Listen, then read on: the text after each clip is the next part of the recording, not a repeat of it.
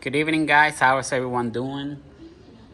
Real quick, guys, I just want to show you a quick tip on this CVT transmissions and the things that you can do to make it last longer. I know a lot of people have bad experiences with these transmissions, but they're actually pretty good. If you take good care of them, they should last you for a good while. So let me show you what you can do to this transmission so you can make it last longer. First of all, I want you to take a look at this. This is the part number for the external filter.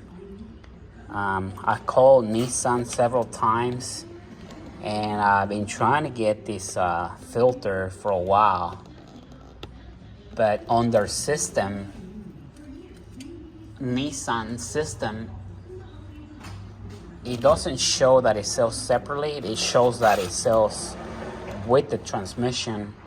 As you can see, this is the filter and it's an external filter and it's got the direction where it's supposed to be. I can see it. That's the arrow right there. So this is how it mounts on the transmission, and it's very easy to get to it. All you got to do is remove the front left wheel and remove the inner fender, and it'll give you access to the filter. So anyway, this is the part number. This is how you can order it from your dealership. It's a brand new filter. I bought like 3 of them just in case. I was finally able to get somebody to get me a part number because everybody wanted to sell me the whole transmission, and I don't need the whole transmission.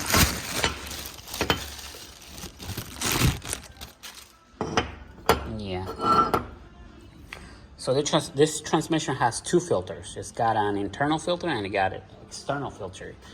The internal filter, you will have to remove all of these 10mm bolts and remove the transmission pin. And the internal filter is bolted to the bob body with 3 bolts. Just make sure whenever you remove it, all the 3 bolts are different lengths. So make sure that you put the bolts where they came out of. You don't want to put a longer bolt on the wrong position because otherwise you're going to cause other problems. So just note how the bolts come out of it, and the same way you're going to put them in. And the filter, you can either replace it or you can clean it, because the internal filter is made out of metal. Let me see if I got one in here. Excuse me, that one's gonna have a bunch of bolts, now that I remember. 10mm too. I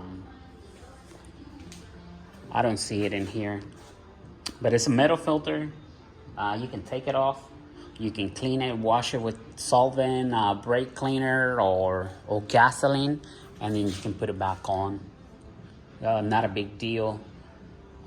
Or you can either go as far as to buy a new one.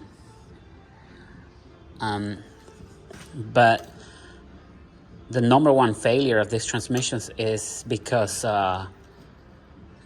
people don't ever service the transmissions. And if you take it to the dealership, all they do is drain out the fluid and put new fluid.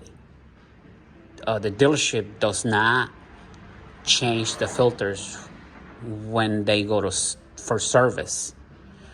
So either you're gonna have to ask them to replace the filters, or you're gonna have to go to a shop that is familiar with these transmissions and have both of the filters replaced. But mainly this one, because once this one gets clogged up, then your transmission is gonna starve for fluid. And when you starve your transmission from fluid, it's just gonna destroy the internals of the transmission. Because remember, the CVT is 2 metal drums with a metal band. So there's always going to be friction. Friction creates heat. Heat destroys. Heat is the worst enemy for a transmission or an engine. So once this filter is filled with debris and it's clogged up and the fluid cannot flow through the transmission, yeah, you're gonna have all kinds of issues.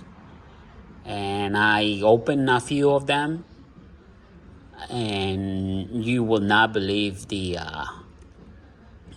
mess that how bad they get in the inside. They get destroyed. They get torn up to the point to where like it's not even worth fixing it. So anyway, and it only takes about 4 quarts of fluid. So you might want to ask your dealership and buy the fluid from Nissan. So buy the filters from Nissan, buy your fluid from Nissan.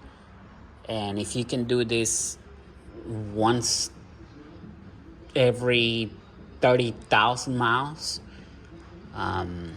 you should make your transmission last longer. And this is a 2010 Nissan Maxima. Nissan Maxima and Nissan Murano, they do share the same transmission. So it's the same thing for the Murano and for the Nissan Maxima. So as you can see, I have replaced this engine, and to replace this engine, you have to drop the frame. It's easier if you drop the frame and just split the transmission and the engine out here on the bench. It's way easier. But not only I'm replacing the engine, this is a used engine that I'm gonna install, but real quick, the most common issue with this engine is the valve covers. Once the valve covers start leaking into the spark plug tubes, you're gonna have misfire issues.